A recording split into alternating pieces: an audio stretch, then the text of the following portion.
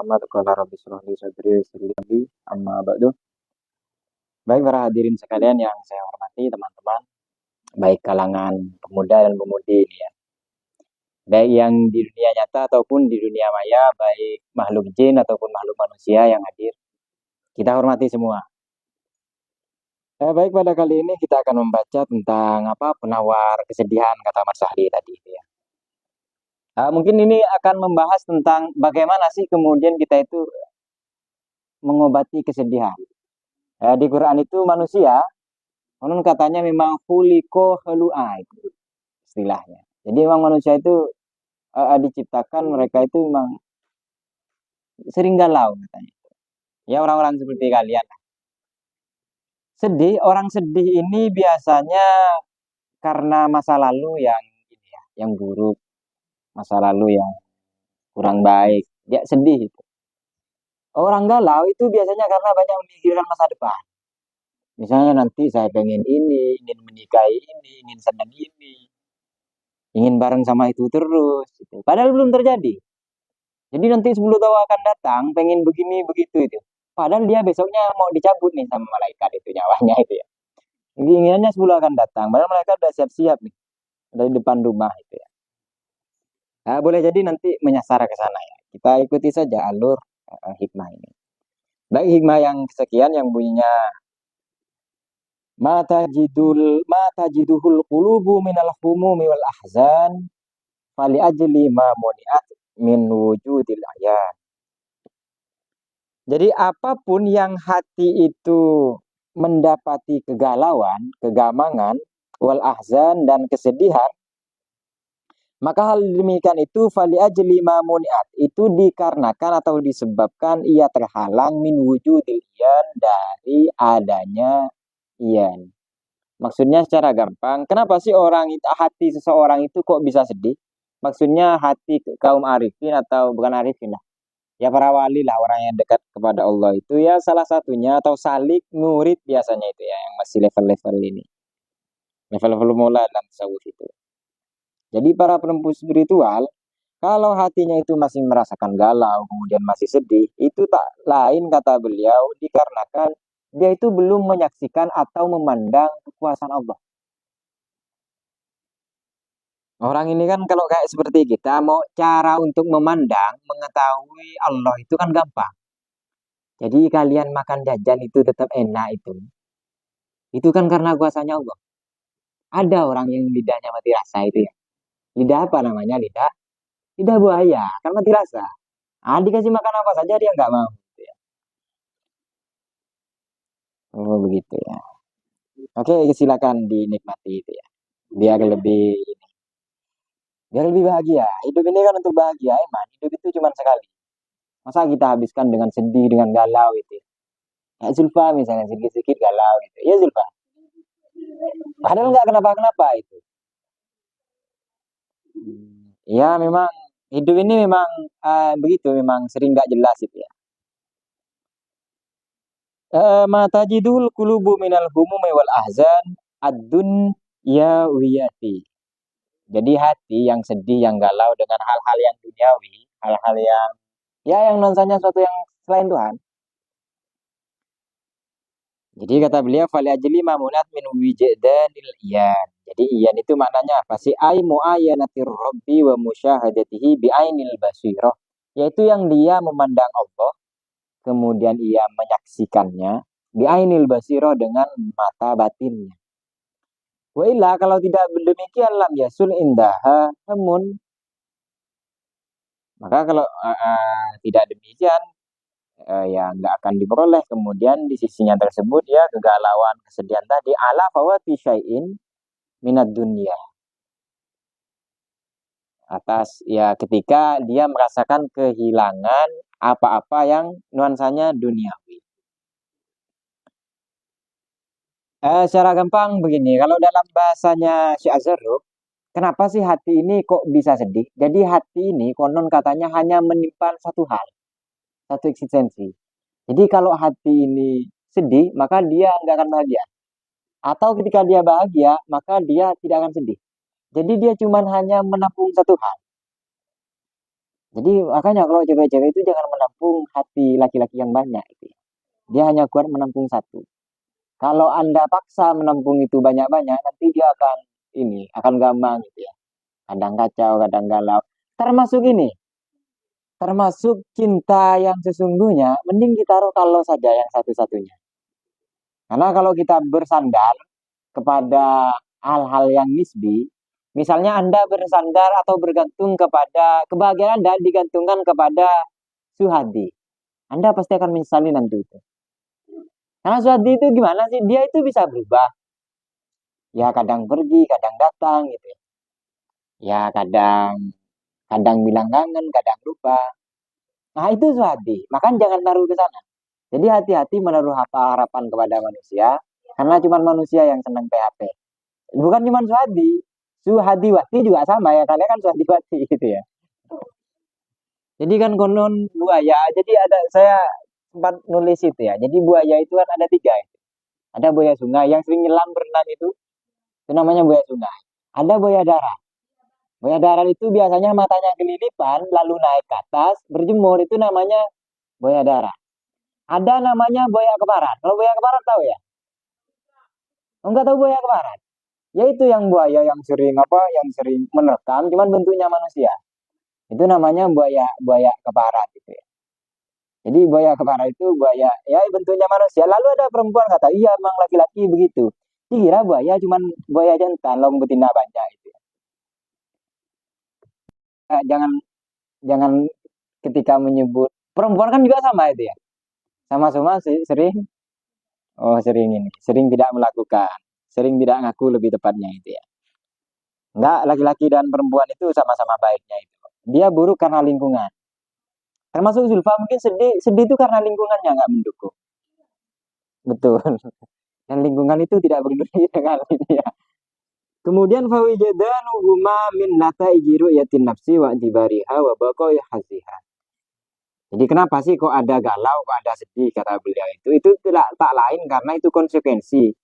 Karena kita itu lebih cenderung melihat diri kita sendiri, cenderung egois, cenderung ingin diperhatikan gitu ya. Itu kan tipikal-tipikal kita. Ketika nggak diperhatiin, sedih itu ya. Galau. Kemudian wa dibariha, senang diprioritaskan. Senang di nomor satu kan. Wah ini cewek ini. Bahkan di Nahwu itu ya, setiap yang nama cewek nggak mau ditanwin dia. Tanwin itu kan dua itu harokat. Jadi angka 9 itu berbolak-balik. Tapi kalau nama itu diususkan wanita, itu nggak satu itu. Saking tak mau diduainnya itu ya. Nggak tahu kok bisa begitu. Ya cocokologi kayaknya itu ya. Senang diprioritaskan.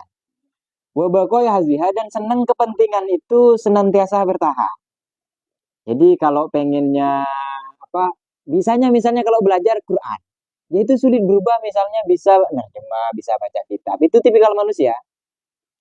Padahal watak manusia itu sebenarnya senang dengan hal baru. Dia itu bosan dengan masa kalian senang misalnya lihat sulfat itu. Saya lo bosan misalnya ngajarin kok orang ini tuh kata saya itu. Cuman untungnya saya sabar gitu ya. Jadi kita itu memang senangnya dengan hal yang baru. Makanya ketika lihat teman-teman itu ada perubahan itu yang dulunya sangat bodoh itu ya. Yang dulu otak udang sekarang udangnya tinggal separuh otaknya itu ya. Dulu sekarang kan enggak itu ya. Jadi itu ada rasa kebahagiaan tersendiri karena ada perubahan. Karena memang otak manusia itu memang senang berubah. Dan salah satu yang saya senangi dari teman-teman belajar, ya belajar. Karena kalau teman-teman nanti sudah dewasa dan udah ini ya, udah kerja, agak sulit untuk ini, untuk belajar. Kemudian falawa basyahsu an ru'yati nafsihi bi muayyanati sayyidihi lakana daimul farhi wasururi. Jadi kalau dia menghilangkan pandangan prioritas untuk dirinya, kemudian dia itu memandang sayyidihi, tuannya maksudnya Allah, lakana daimul farhi, maka pasti ia senantiasa bahagia dan gembira itu. Kama qala ta'ala la tahzan innallaha ma'ana. Sebagaimana firman Allah, janganlah engkau bersedih, innallaha ma'ana, sungguhnya Allah itu bersama kita. Ini yang disebutkan oleh Nabi kepada Sayyidina Abu Bakar ketika menemani beliau hijrah kemudian masuk ke dalam gua. yang beberapa kali kakinya Sayyidina Abu Bakar itu dipatok ular gitu. Salah satu apa motivasinya Nabi itu adalah tahzan innallaha ma'ana. Jadi para sahabat itu kalau nyebut nama Allah, hatinya itu bergetar. Kalau teman-teman kan disebut nama Allah bercanda itu. Kayak sholat misalnya, baca Fatihah itu. Padahal yang kita baca itu asma Allah. Kalian percaya nggak bahwa kata-kata itu punya kekuatan? Saya tanya sekarang nih, sihir itu menggunakan apa? Kata-kata. Wanita sering disakiti oleh laki-laki itu menggunakan apa? Kata-kata. Aku sayang padamu, cinta padamu. Itu kan bullshit kan itu. Termasuk perempuan. Yang jangan cuma laki-laki. Jadi kata-kata itu ada ininya, ada ruhnya itu. Makanya teman-teman yang sering baca Quran itu ruhnya beda. Sekalipun jarang baca Quran. Termasuk yang sering nimba. Ya holik itu ya. Jarang itu baca Quran. Jarang ngaji juga itu. Tapi lumayan lah dia dapat kucing besar semalam. Jadi itu ya kata-kata itu istimewa. Jadi dia punya ini ya, punya apa? Punya mantra lah. Makanya seringkali orang itu senang ketika ini ya, ketika ada orang itu pinter berbicara, senang ngomong gitu. Apalagi ketika dia berbicara mudah dipahami. Makanya kita nggak begitu senang kan ketemu dengan orang bisu. Karena yang kita suka itu adalah orang yang bisa berbicara, yang kalau menyampaikan itu mudah dipahami. Makanya pinter itu penting teman-teman karena nanti kalau teman-teman pinter, cara bicaranya itu rapi dan baik dan nggak gampang dibodoh-bodohi, apalagi dibohongi itu ya oleh seorang suhadi dan suhadiwati itu ya. Kemudian paman istana rokol bubu binuril ma'rifah layakunu indahu ghammun abada. Maka barang siapa yang telah dipancarkan hatinya dengan cahaya ma'rifah, pengetahuan, maksudnya pengetahuan ruhani di Ainul Basirah itu pancaran Tuhan, la yakunu indahu ghammun, itu tidak akan pernah terjadi gamang, galau itu ya, selama-lamanya. Lakin fi wujudil umumi wal ahzan liman yabluhu hazal maqam. Akan tetapi adanya galau kemudian sedih itu bagi orang yang sampai pada makom ini, iza lam yadur ala daf'iha anhu fawaidul jalilah. Jadi umum kegalauan, kesedihan itu kata beliau itu selamanya nggak buruk-buruk amat. Jadi teman-teman sedih atau galau itu nggak jadi masalah. Cuman sedihnya itu diarahkan kemana? Makanya dalam ilmu tasawuf itu ada namanya istilah kondisi basat dengan kobat. Kobat itu tergenggam. Artinya dia itu sedih hanya karena merasa dia itu khawatir tidak diprioritaskan oleh Allah. Makanya itu ada di makom kobat. Biasanya sedih, galau, gampang itu. Cuman arahnya ke sana. Makanya makom yang seperti demikian itu kata beliau bukan kesedihan atau kegalauan yang ini, yang bermasalah kayak di atas. Justru di situ ada fawaidun jalilatun.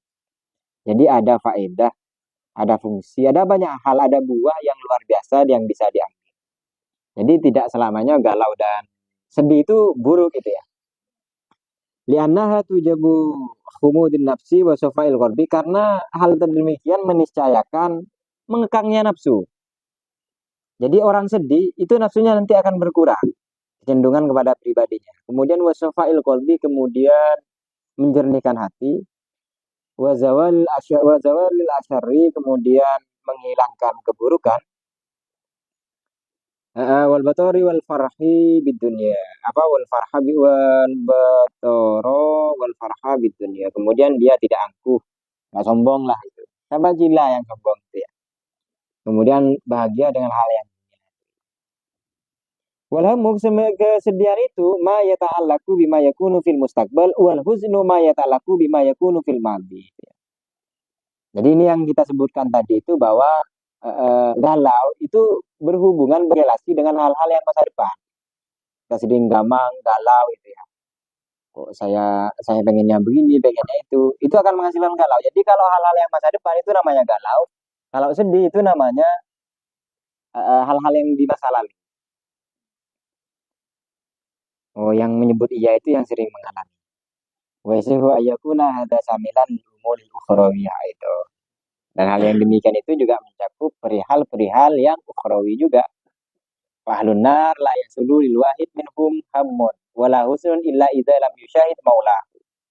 Jadi justru orang yang ahlun nar, orang kafir lah secara gampang, bukan Islam. Jadi dia sama sekali tidak akan merasa galau itu ya sebelum dia bertemu dengan Tuhan itu. Jadi sebelum dia tahu, maka orang kafir ini ya bukan ya non ini lah, non mukmin itu ya kemarin kita itu. Bukan ya non muslim.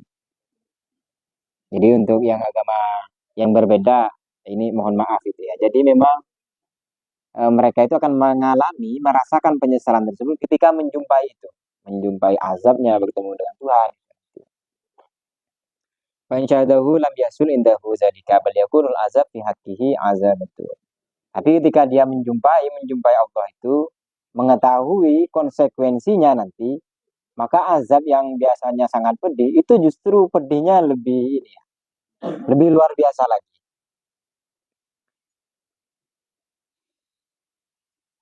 Oh, kayaknya sudah selesai ini kitabnya. Jadi secara sederhana bisa kita jelaskan. Jadi intinya kita ini mau nyari tentang tadi kan penawar kesedihan. Sedih itu lawan katanya opposite-nya apa? Oh, bahagia. Bahagia itu. Jadi bahagia itu ada keywordnya itu ya. Ada kata kuncinya. Bahagia itu kok bisa sih orang itu bahagia? Dan bahagia itu pasti dimiliki orang pintar, bukan orang bodoh.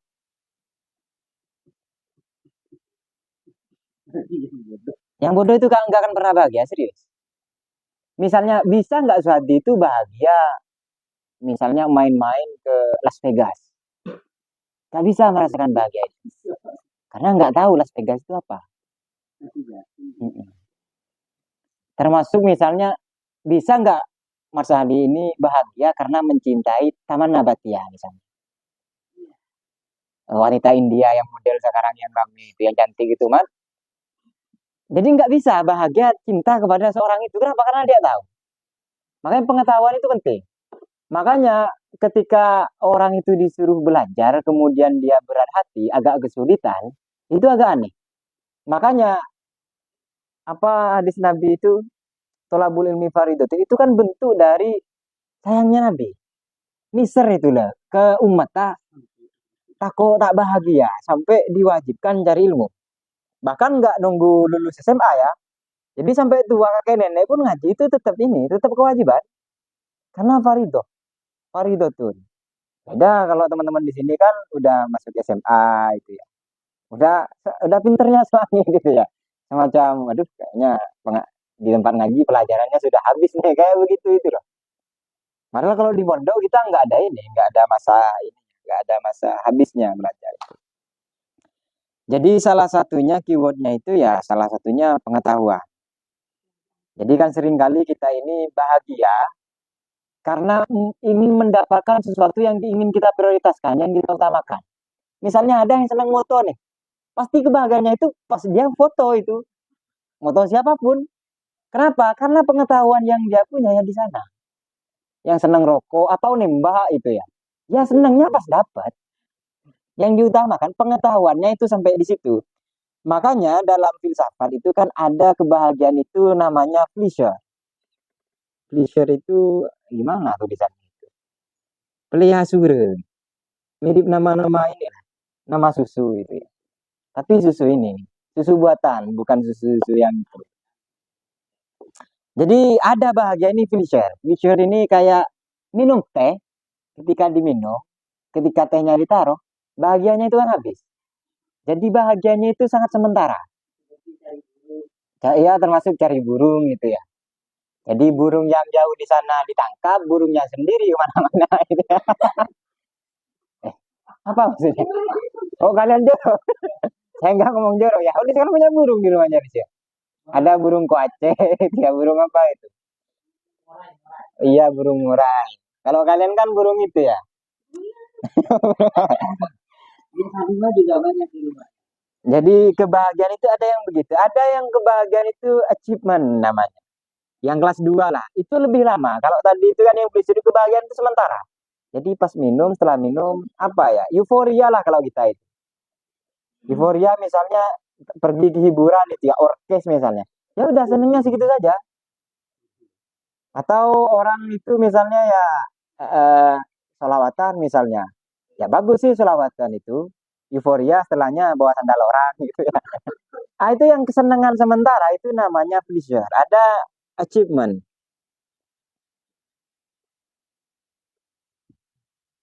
Achievement mungkin tulisannya begini. Ya walau alam, memang bahasa Inggris itu ini ya. Jadi bunyi dan suaranya itu berbeda. Makanya orang-orang yang malas itu, yang malas belajar bahasa Inggris biasanya agama yang dikambing hitamkan. Malas belajar bahasa kafir katanya itu. Padahal dia malas dan sulit saja itu. Padahal lebih sulit bahasa Arab itu ya. Jadi achievement itu pencapaian.